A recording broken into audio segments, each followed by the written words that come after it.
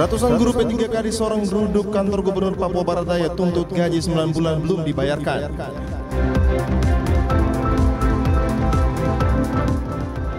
Bupati Pegaf sayangkan masih banyak ASN yang tidak berada di tempat tugas.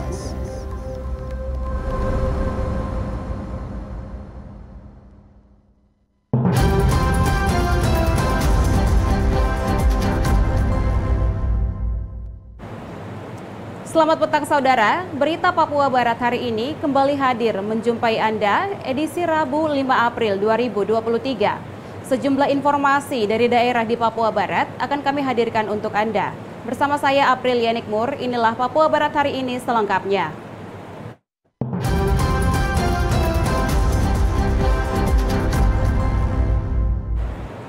Saudara, ratusan guru P3K di Sorong berunjuk rasa ke kantor Gubernur Provinsi Papua Barat Daya menuntut gaji mereka yang belum dibayarkan selama 9 bulan. Unjuk rasa ratusan guru P3K diawali dengan aksi long march dari depan Taman Deo, Jalan Basuki Rahmat kilometer 7 Kota Sorong menuju kantor Gubernur Provinsi Papua Barat Daya pada Rabu 4 Maret 2023 kemarin. Aksi long march ini sempat terjadi kemacetan lalu lintas karena ratusan guru P3K menggunakan kendaraan bermotor menguasai satu jalur jalan utama menuju ke kantor Gubernur Papua Barat Daya. Dengan membentangkan sejumlah spanduk dan pamflet dan membawa bendera merah putih, ratusan guru P3K kemudian melakukan orasinya di depan kantor Gubernur. Supaya bisa cepat menyimpannya itu mengeluarkan surat agar P3K itu tidak berbeda dengan teman-teman yang lain. Ini tuntutan ini, ya, siang ini juga saya akan sampaikan ke Jakarta, ya, terutama ke teman saya ya, mudah-mudahan 1 minggu ini ya, kita urus, ya.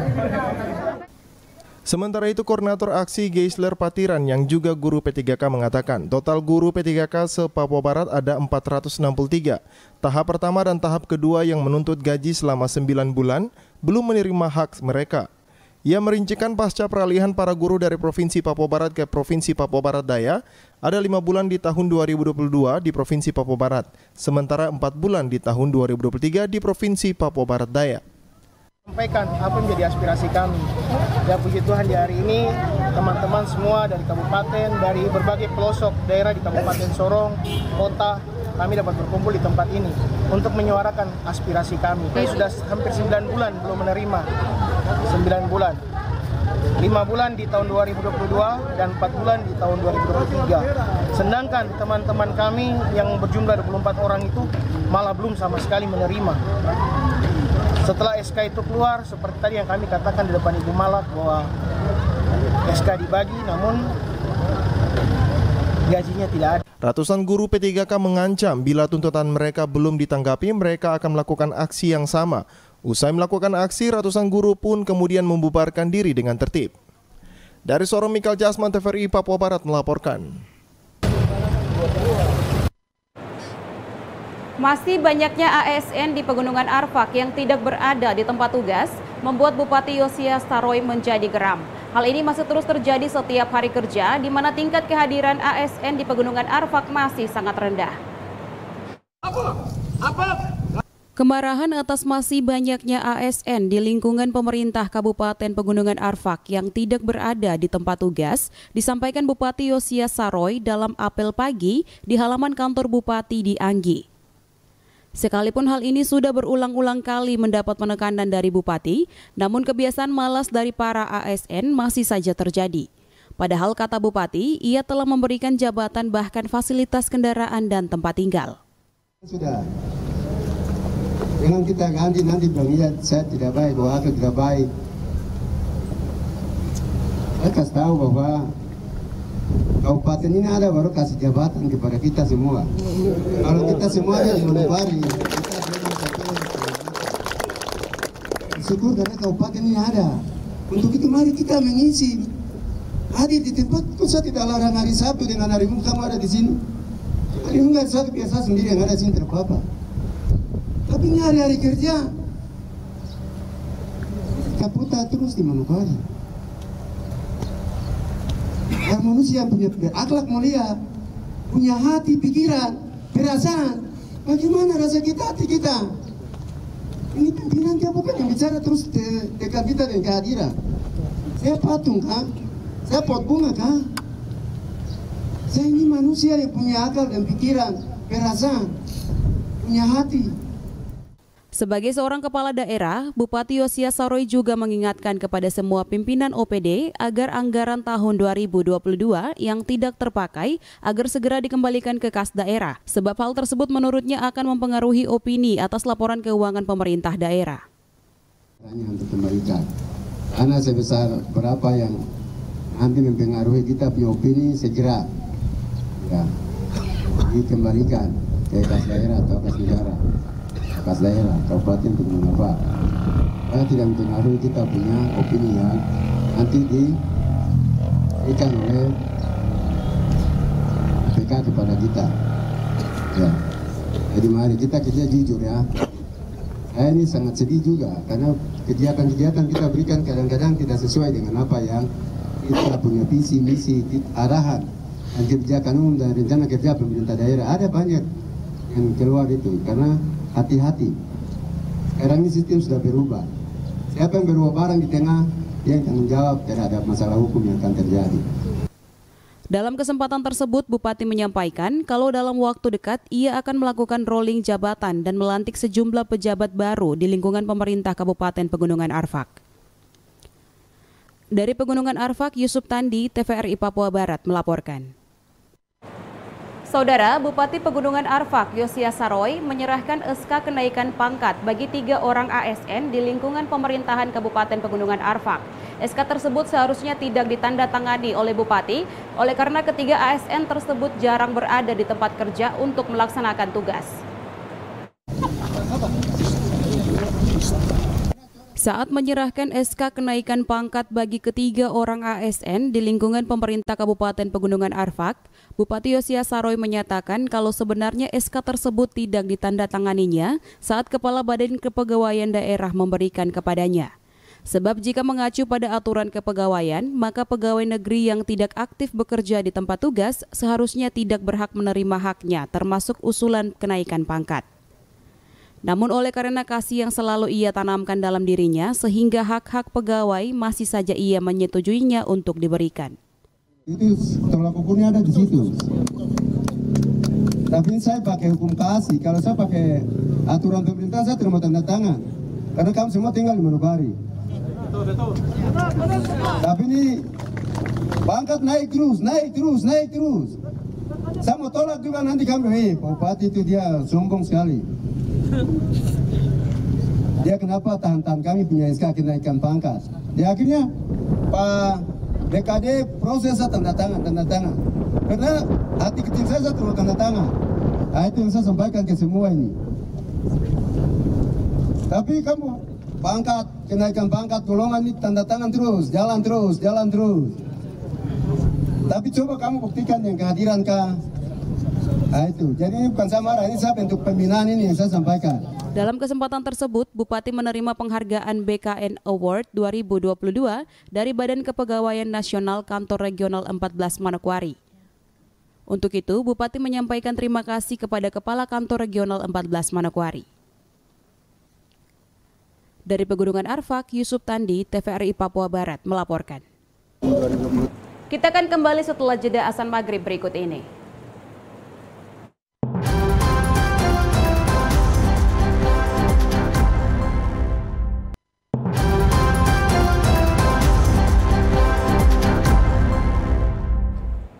Terima kasih Anda masih bersama kami. Komunitas sekolah yang terdiri dari guru, komite sekolah, siswa, dan penjual jajanan mengikuti sosialisasi keamanan pangan. Diharapkan dengan sosialisasi ini, stakeholder tersebut mampu mencegah bahan pangan berbahaya seperti boraks dan formalin. Untuk mencegah penggunaan bahan kimia berbahaya seperti boraks dan formalin pada makanan jajanan di tempat umum, termasuk di lingkungan sekolah, Balai Pengawasan Obat dan Makanan BPOM Papua Barat menggelar sosialisasi kepada para guru, siswa, dan komite sekolah di Fak-Fak. Budi Triyanto, Ketua Tim Infokom BPOM Papua Barat mengatakan, sosialisasi ini dimaksudkan agar para pihak yang terlibat dapat memahami materi yang disampaikan terkait keamanan pangan yang dijalankan di sekitar sekolah. Menurut Budi, ada 8 sekolah yang ditunjuk menjadi sekolah fokus yang terdiri dari 4 sekolah di Sorong dan 4 sekolah di Fakfak. Dari sekolah-sekolah yang ditunjuk ini diberikan perangkat tester untuk membantu BPOM menguji layak tidaknya pangan yang dijajakan di sekitar sekolah. Kegiatan sosialisasi keamanan pangan jajanan yang dikonsumsi oleh anak usia sekolah ini kita dihadiri oleh 5 sektor terkait, yaitu dari Dinas Pendidikan, kemudian juga dari sekolah. Total dari semua peserta adalah 160-an peserta. Jadi diharapkan dari 160-an peserta ini bisa kita berikan informasi pengetahuan sehingga bisa diterapkan semuanya terkait keamanan pangan ini. Sementara itu, Nurheni, salah seorang peserta, mengapresiasi kegiatan sosialisasi keamanan pangan di sekolah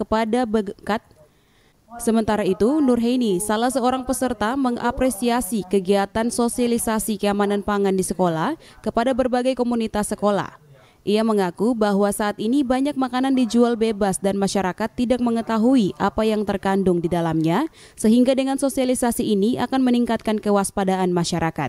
Artinya bahwa memperkenalkan anak-anak kita, terutama mulai dari SD, SMP, dan tingkat SLTA, bagaimana cara memilih bahan makanan yang aman dikonsumsi, yang nanti berlakunya itu adalah jangka panjang. Artinya bahwa kita ketahui bersama bahwa saat ini kan makanan itu dijual dengan begitu bebas. Jadi kalau anak-anak kita diberikan edukasi yang pas untuk mengenal dengan bahan makanan, insya Allah dari awal saat ini mereka mulai memilih bahan makanan yang pas untuk mereka konsumsi untuk di kemudian hari.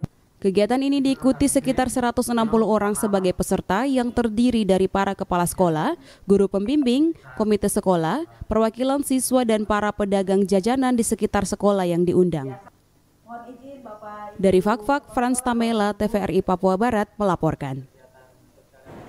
Saudara, proses seleksi calon anggota Komisi Informasi atau KIP Papua Barat saat ini berada di tahapan psikotes dan dinamika kelompok dengan jumlah peserta yang ikut sebanyak 15 orang. Rabu 5 April 2023, kembali pemerintah Provinsi Papua Barat melalui tim seleksi calon anggota Komisi Informasi Provinsi Papua Barat melaksanakan jadwal psikotes calon. Psikotes ini merupakan kelanjutan dari beberapa tahapan tes seleksi sebelumnya, antara lain tes potensi yang diikuti 21 peserta calon KIP yang dilaksanakan pada Selasa 7 Maret 2023. Di mana hasil tes tersebut menyisahkan 15 orang peserta yang kini masih terus mengikuti tahapan tes. Setelah psikotes dan dinamika tahapan selanjutnya adalah tes wawancara. Tes dimulai tepat pukul 9.30 waktu Indonesia Timur sampai selesai, bertempat di ruang rapat lantai 3 Kantor Gubernur Papua Barat, diikuti 15 calon KIP Papua Barat yang dipandu penguji dari Kantor Layanan Psikologi Rinjani MPSI. Adapun jadwal dalam surat Timsel, agenda tes dinamika kelompok akan kembali digelar pada Kamis 6 April 2023 dengan jam yang sama, yaitu pukul 9.30 waktu Indonesia Timur hingga selesai. Pelaksanaan tes dipantau langsung Ketua Tim Seleksi Profesor Dr. Charlie D. Heatubun Eshut MSI, Wakil Ketua Syawaludin MH, Ketua Kesekretariatan Timsel, Kepala Dinas Komunikasi Informatika Persandian dan Statistik Provinsi Papua Barat, Frans Peter Istia Essos MM, dan anggota Bustam ST. Jimmy Tabisu, TVRI Papua Barat melaporkan. Saudara, 3 siswa asal SMA Negeri 1 Manokwari siap mengharumkan nama Provinsi Papua Barat dan Indonesia secara umum dalam mengikuti program pertukaran pelajar ke Amerika dengan program Southeast Asia Youth Leadership atau Diklat Kepemimpinan. 3 siswa asal SMA Negeri 1 Manokwari atas nama Sarah Simanjuntak, Georgia Mentansan, dan Antonius Rahawarin Kamis besok akan berangkat menuju California, Amerika guna mengikuti program pertukaran pelajar Southeast Asia Youth Leadership (SEALTI) atau Diklat Kepemimpinan. Sebelum berangkat ke Amerika membawa nama Indonesia dan juga Papua Barat, ketiga siswa pada Rabu pagi bertemu dengan Bupati Manokwari Hermus Indo yang sekaligus Bupati atas nama pemerintah daerah melepas ketiganya untuk belajar selama 3 minggu di California. Bupati Manokwari sebagai pimpinan daerah mengapresiasi kepada 3 siswa ini karena membawa nama Manokwari dan juga Indonesia hingga ke Amerika, sehingga hal ini menjadi kebanggaan tersendiri bagi Bupati Hermus Indo. Mudah-mudahan kesempatan ini akan digunakan dengan sebaik-baiknya untuk belajar, membangun pengetahuan yang baik, juga karakter atau attitude yang baik dan juga skill dari semua. Dan mudah-mudahan nanti ilmu yang didapatkan di Amerika ini tidak dapat digunakan sendiri, tapi bisa dibagikan pada anak-anak kita yang lain, anak-anak kita yang lain, untuk kemudian mereka pun bisa bertransformasi dalam kehidupan. Selain itu, Sarah Simanjuntak yang juga adalah satu dari 3 siswa yang akan mengikuti Southeast Asia Youth Leadership berharap adanya dukungan dari masyarakat Manokwari sehingga dirinya bersama 2 rekannya dan juga 2 pelajar dari Kupang yang akan bergabung menjadi satu tim dapat menjalankan seluruh aktivitas dengan baik. Yang paling terpenting bagi kita hari ini bahwa daya saing daerah kita ini harus bisa kita tingkatkan. Kita pun harus siap bersaing, berkompetisi dengan seluruh orang di Indonesia. Kita pastikan kita harus menjadi pemenang dari setiap kompetisi yang kita ikuti. Kami memohon doa masyarakat Manokwari dan mestinya agar kami dapat pulang dengan baik, menerima banyak ilmu, menimba banyak ilmu bagi Papua dan juga dapat kami terapkan di daerah kami.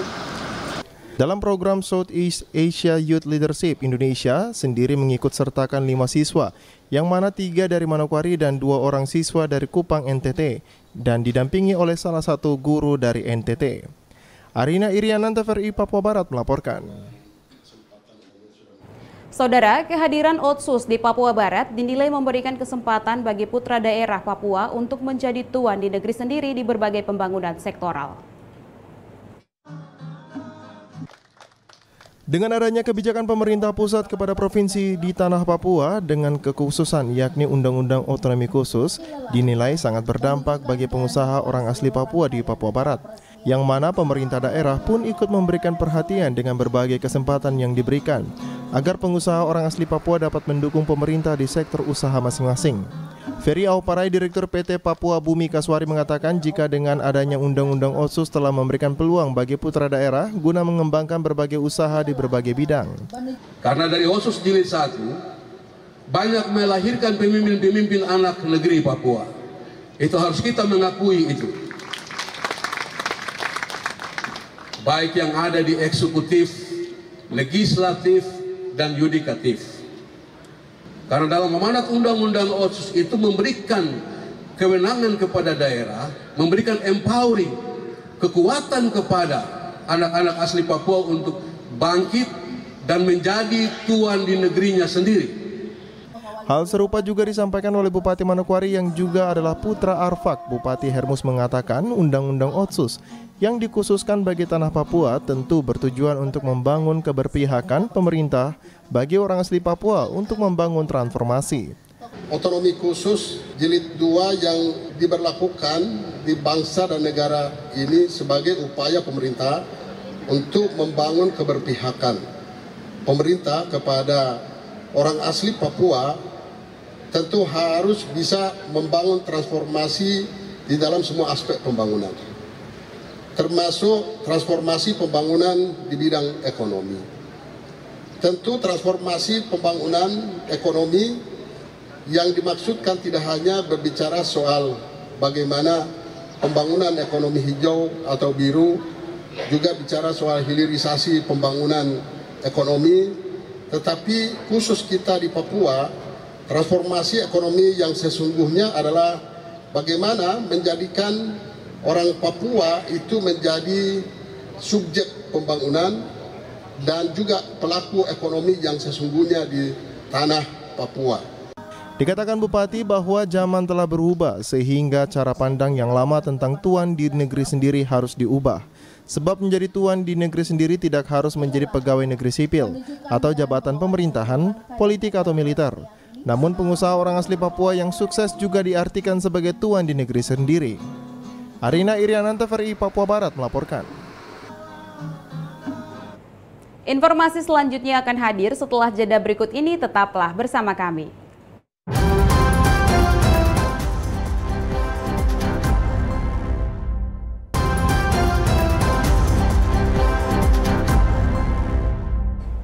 Terima kasih Anda masih bersama kami.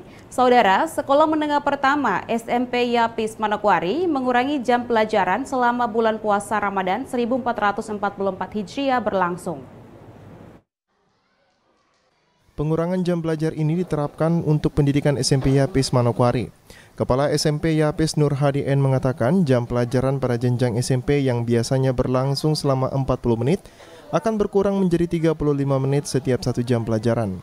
Sehingga yang tadinya siswa pulang pada jam 13.30, kini selama bulan puasa Ramadan berlangsung siswa dipulangkan lebih awal, yaitu pada jam 12.30 selama 1 bulan penuh sejak awal bulan puasa kemarin. Keputusan pengurangan jam pelajaran itu diambil berdasarkan beberapa alasan, mulai dari memberikan situasi yang kondusif bagi peserta didik yang menjalankan ibadah puasa. Selain itu, mendukung agar ibadah puasa yang mereka lakukan tetap berjalan dengan baik. Terima kasih.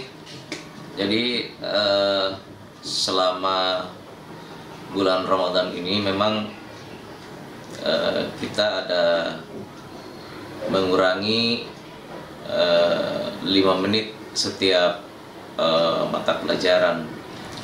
Jadi yang tadinya 40 menit kita kurangi jadi 35 menit setiap 1 jam pelajaran. Selama bulan puasa Ramadan di SMP Yapis Manokwari juga menggelar berbagai kegiatan. Salah satunya pengiriman dai ke setiap masjid, dan ini masuk dalam kegiatan ekstrakurikuler ceramah di SMP Yapis. Kegiatan-kegiatan kami dalam bulan Ramadan ini di SMP Yapis ada 2 program utama. Yang pertama, pengiriman dai ke masjid-masjid. Maksudnya itu kami ada melatih anak-anak kita melalui ekskul ceramah. Maksudnya ekskul itu ekstrakurikuler. Ceramah itu kami latih selama kurang lebih 3 bulan. Dan alhamdulillah setelah persiapan tersebut mereka siap untuk tampil di masjid-masjid selama bulan suci Ramadan. Mengisi bulan puasa, SMP Yapis terlebih dahulu telah melaksanakan kegiatan pesantren kilat di Masjid Nurul Yuda Yapis Reremi Manokwari dengan menghadirkan para penceramah. Sebagai kegiatan ini guna meningkatkan akhlak anak-anak didik di SMP Yapis. Natalindo Kerawai, TVRI Papua Barat melaporkan.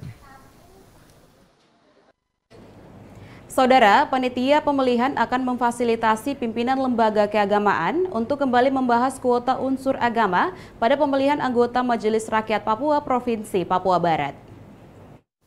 Jadwal panitia pemilihan anggota MRP Papua Barat akhirnya tertunda. Hal tersebut dikarenakan adanya aspirasi dari denominasi Gereja Kristen Alkitab Indonesia atau GPKAI yang meminta agar kuota perwakilan agama dapat ditambah menjadi 3 kursi.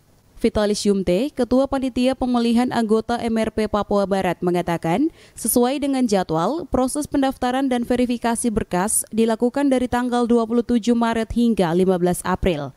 Namun, karena adanya aspirasi dari warga Gereja Kristen Alkitab Indonesia, hal inilah yang menyebabkan adanya perubahan jadwal.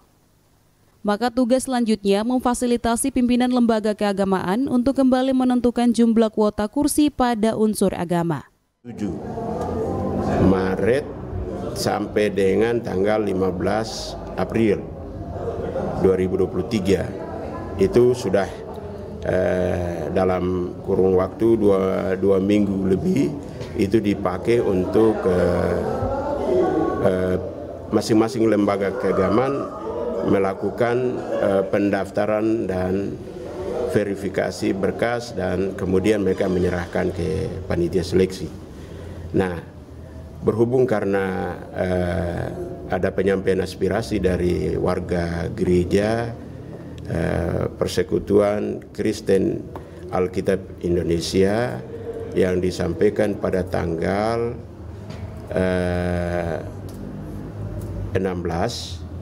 kepada kami Panpil, dan kemudian juga dilanjutkan aspirasi yang sama diteruskan disampaikan kepada pemerintah pada tanggal 27 Maret itu dengan tuntutan adanya soal penambahan kuota kursi untuk teman-teman di GPKI. Vitalis menambahkan, awalnya GPKAI hanya mendapat kuota 1 kursi, namun aspirasi mereka meminta 3 kursi, sehingga saat ini panitia pemilihan akan menetapkan kembali jadwal tahapan dan menentukan waktu untuk pertemuan dengan pimpinan kelembagaan. Itu nanti di forum itu yang nanti ada keputusan. Oh, jadi forum itu untuk membahas kembali. Baru setelah itu baru dikasih ke Pak Gubernur untuk ditetapkan dalam pergub. Iya, bukan pergub, surat keputusan. Surat keputusan. Jadi untuk sementara masih pakai yang lama. Sementara kita bukan masih pakai SK yang lalu, kuat pembagian yang lalu itu mau direvisi kembali. Iya, maksudnya bisa karena belum direvisi jadi masih yang lama ya, Pak. Iya. Berarti BJPKAI minta berapa kursi, Pak?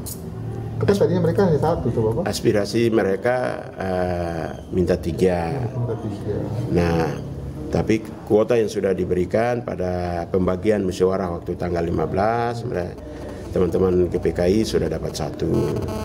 Nah, tapi sudah ada kesepakatan kemarin dalam rapat itu. Jadi ya kami tinggal siang ini kami rapat untuk menetapkan 2 hal. Menetapkan jadwal tahapan, itu kami lakukan penyusunan kembali. Terus yang kedua menetapkan waktu untuk gelar pertemuan dengan pimpinan lembaga keagamaan.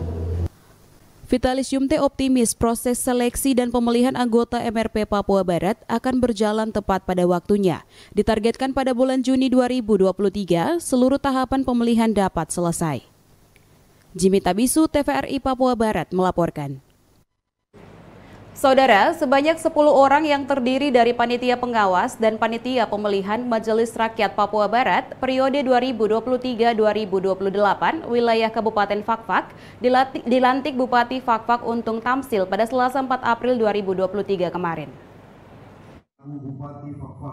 Bupati Fakfak Untung Tamsil resmi melantik panitia pengawas dan panitia pemilihan Majelis Rakyat Papua Barat atau MRP-PB periode 2023-2028 di Fakfak pada Selasa 4 April 2023. Bupati Fakfak Untung Tamsil di kesempatan ini mengatakan pembentukan panitia pengawas dan panitia pemilihan MRP-PB sangat penting guna mempersiapkan seluruh tahapan proses pemilihan anggota MRP-PB yang baru sebagai perwakilan dari Kabupaten Fakfak. Menurut Untung Tamsil, Undang-Undang Nomor 21 Tahun 2001 yang kemudian telah diperbaharui dengan Undang-Undang Nomor 2 Tahun 2022 jelas tersirat bahwa Majelis Rakyat Papua adalah badan yang berkompeten menyampaikan aspirasi masyarakat adat Papua sesuai aturan yang berlaku, sekaligus menjadi representasi dari perwakilan orang asli Papua guna memperjuangkan seluruh kepentingan orang Papua di Papua Barat. Dalam rangka kita akan mempersiapkan perwakilan unsur adat juga perempuan dan agama untuk mewakili Kabupaten Fakfak mengisi kursi Majelis Rakyat Papua Barat untuk periode 2023-2028. Semoga Tuhan senantiasa Allah Subhanahu wa Ta'ala akan memberikan rahmat dan hidayah kepada kita sekalian. Menetapkan Undang-Undang Nomor 21 Tahun 2021 tentang otonomi khusus Papua sebagai solusi bagi Papua untuk mewujudkan keadilan, penegakan supremasi hukum, penghormatan terhadap hak asasi manusia, percepatan pembangunan ekonomi, dan juga peningkatan kesejahteraan kemajuan masyarakat Papua khususnya kita yang ada di Papua. Dalam rangka meningkatkan pelayanan umum dan aktualisasi pembangunan pemberdayaan seluruh rakyat di Papua Barat khususnya di Fakfak, maka tentunya MRP menjadi bagian penting. MRP menjadi penengah untuk dapat membawa aspirasi-aspirasi masyarakat adat dalam membawa kebenaran-kebenaran masyarakat orang asli Papua, khususnya kita yang ada di Kabupaten Papua. Acara pelantikan dan penetapan panitia Panwas dan Panlih anggota Majelis Rakyat Papua Barat dihadiri Bupati Fakfak Untung Tamsil, Wakil Ketua DPRD Fakfak Iskandar Tasa, dan Forum Komunikasi Pimpinan Daerah termasuk Ketua Dewan Adat Mbaham Mata, Dumianus Tuturop, Ketua FKUB Ali Hindom, Raja Fatagar, Heru Uswanas, dan Raja Arguni, Hanafi Paus-Paus. Dari Kabupaten Fakfak, Frans Tamela, TVRI Papua Barat melaporkan. Saudara, pada bulan Februari 2023, jumlah penerbangan mengalami penurunan sebesar 14,01%, sedangkan jumlah penumpang juga turun 15,16% dan jumlah barang atau bagasi turun 31,19% di Papua Barat. Badan Pusat Statistik BPS Papua Barat merilis jumlah penerbangan pada bulan Februari 2023 sebanyak 2.136 pesawat atau mengalami penurunan sebesar 14,01% bila dibandingkan dengan bulan sebelumnya. Meski begitu, Marice Patiwelepia menyampaikan terima kasihnya kepada unit penyelenggara bandar udara di Papua Barat yang selama ini telah mendukung BPS terkait data jumlah penerbangan, penumpang, dan jumlah barang. Lanjut, Marice menyampaikan jumlah bandara di Papua Barat dan Papua Barat Daya saat ini sebanyak 16 bandara. Meski begitu, jumlah penerbangan mengalami penurunan 14,01 poin. Dengan jumlah penerbangan pada bulan Februari 2023 sebanyak 2.136 pesawat atau turun 14,01% bila dibandingkan dengan bulan-bulan sebelumnya. Kita menyampaikan banyak terima kasih juga kepada pihak otoritas bandara yang sudah berkoordinasi baik dengan kami sehingga bisa mendapatkan data yang total jendanya hanya sebulan. Kalau sebelumnya jeda sampai 2 bulan. Jadi ini posisi kami bisa merilis kondisi Februari 2023 dan ini sudah sangat baik sekali dan perlu Bapak Ibu ketahui bahwa ada 16 bandara di Provinsi Papua Barat dan Papua Barat Daya. Jadi ini kita masih merangkum seluruhnya bandara-bandara yang ada di Papua Barat dan Papua Barat. Bapak Ibu bisa lihat di sana mulai dari bandara Korea yang ada di Papua sampai di bandara Heba yang ada. Natalindo Kerawai, TVRI Papua Barat melaporkan. Saudara, Kodim 1801 Manokwari Rabu pagi tadi gelar lepas sambut dandim baru dari Kolonel Infantri Rahmat Kristanto kepada Letkol Infantri Sukur Hermanto. 1 tahun menjabat sebagai dandim 1801 Manokwari, Kolonel Infantri Rahmat Kristanto harus meninggalkan Kodim 1801 Manokwari dan bertugas sebagai asisten perencanaan Markas Divisi 1 Kostrad Cilodong Depok. Rahmat Kristanto kemudian digantikan oleh Letkol Infantri Sukur Hermanto. Pergantian dandim berlangsung Rabu pagi yang dilanjutkan dengan lepas sambut di Aula MA Kodim 1801 Manokwari. Dalam lepas sambut dihadiri Sekda Manokwari, pimpinan Forkopimda, tamu undangan lainnya serta satuan Kodim 1801 Manokwari. Letkol Infantri Rahmat Kristanto dalam acara lepas sambut menyampaikan selama menjabat sebagai dandim berbagai persoalan dapat teratasi karena adanya kerjasama dengan Forkopimda dan intern. Selama kegiatan berlangsung 1 tahun banyak sekali dinamika yang berkembang khususnya di bidang keamanan, namun semua itu dapat diatasi berkat koordinasi baik dari Forkopimda sendiri maupun kerjasama antar internal Kodim dengan para Danramil dan perwira staf yang ada. Pada kesempatan yang sama, Letkol Infantri Sukur Hermanto sebagai dandim yang baru berharap kebersamaan yang selama ini telah dibina dengan baik haruslah terus terjaga dengan baik.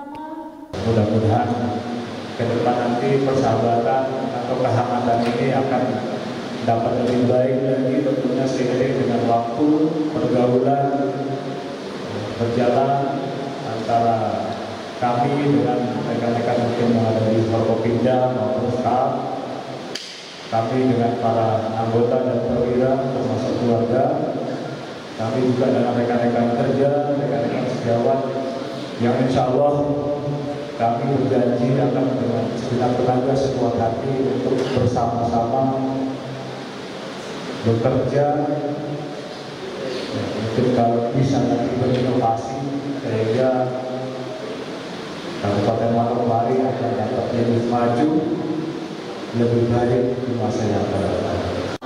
Arina Irianan, TVRI Papua Barat melaporkan.